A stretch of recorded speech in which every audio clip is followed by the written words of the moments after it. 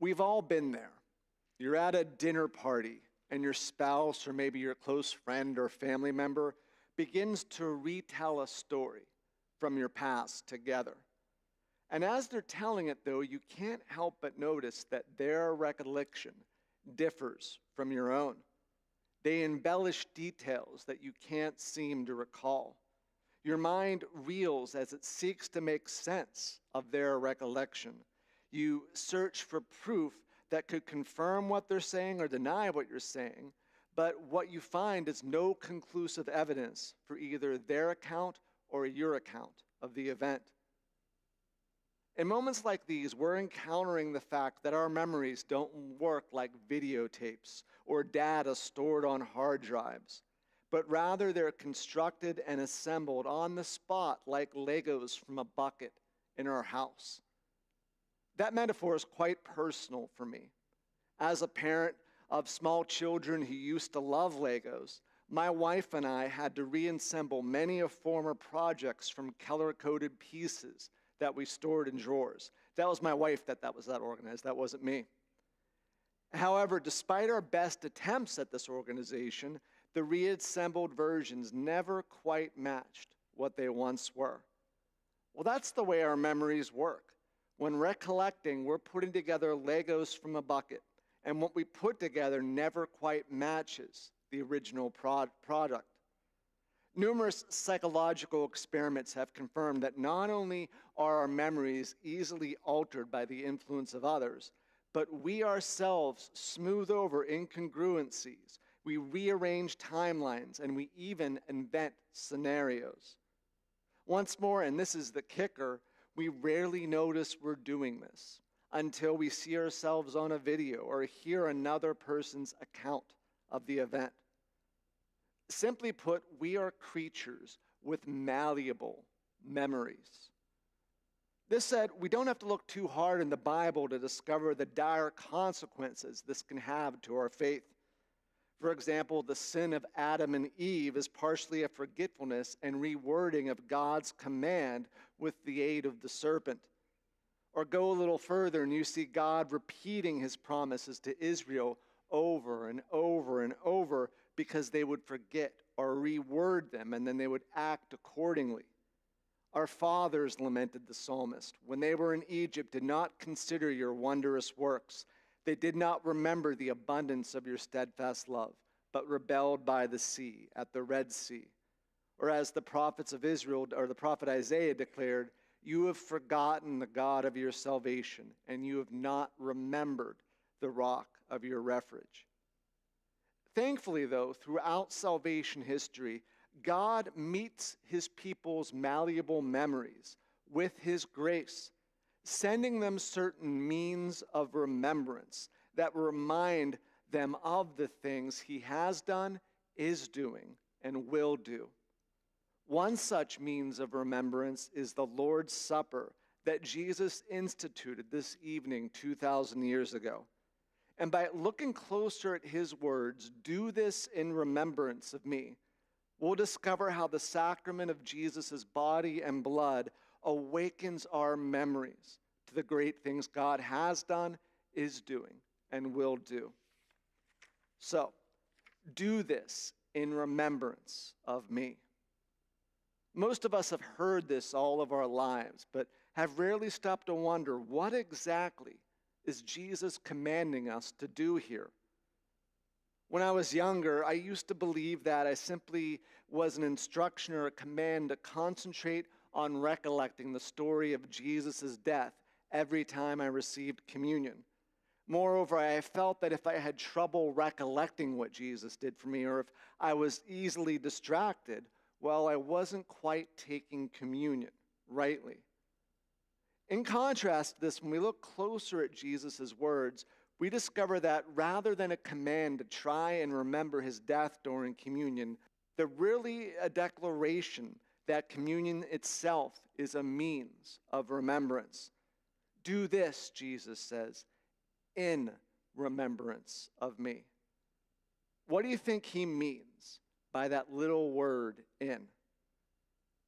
Well, this is where I think most of us usually get tripped up.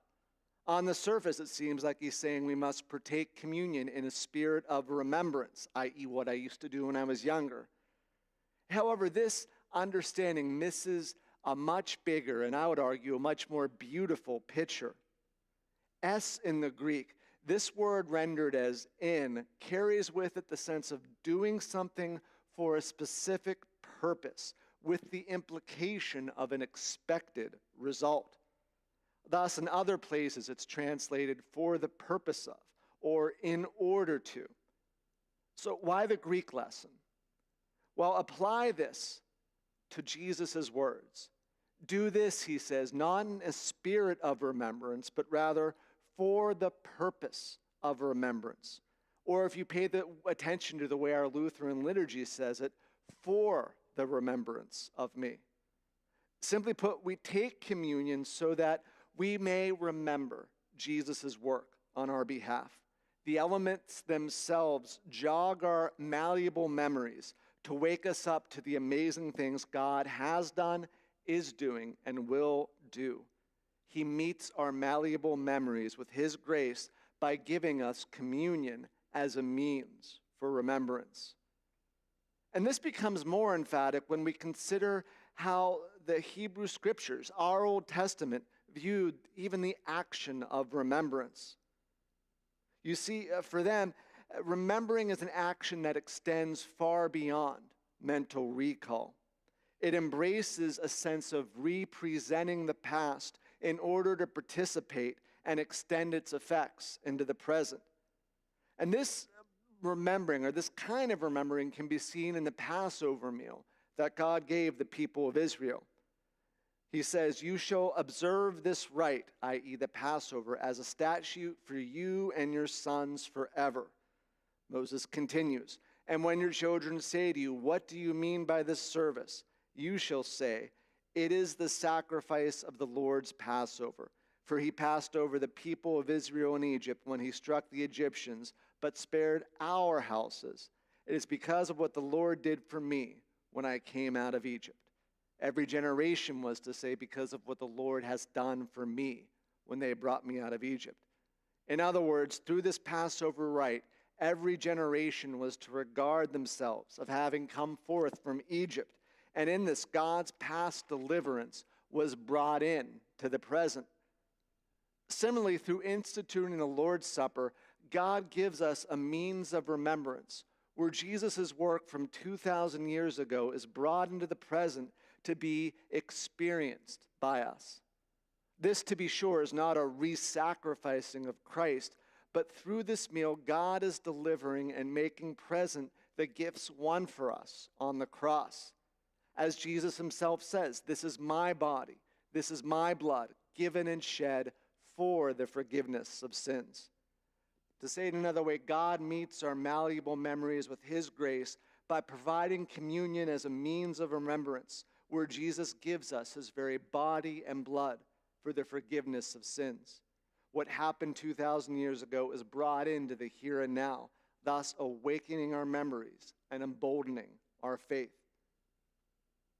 The implications of seeing communion as a means of remembrance are many, but one thing sticks out to me. When I see communion as a means for remembrance, it becomes a grace-filled invitation for Jesus to awaken my memory by re-experiencing his work on my behalf. Thus, rather than being a gift for those who can conjure up the appropriate feelings to worthily take it, communion is specifically provided for those who are burdened by their sins, distracted by their thoughts, or even forgetful of the blessings that Christ won for them. In short, it is a feast for us. It is given, writes Martin Luther, for a daily pasture and sustenance, that faith may refresh and strengthen itself, so as not to fall back in such a battle, but ever become stronger and stronger. So friends, all of this is true because God meets our malleable memories with his grace by providing communion as a means of remembrance, where Jesus gives his very body and blood for the forgiveness of sins. Because God gives, we partake. So may that invitation enrich your experience of the Lord's Supper, both tonight and really for the rest of your life. Let us pray.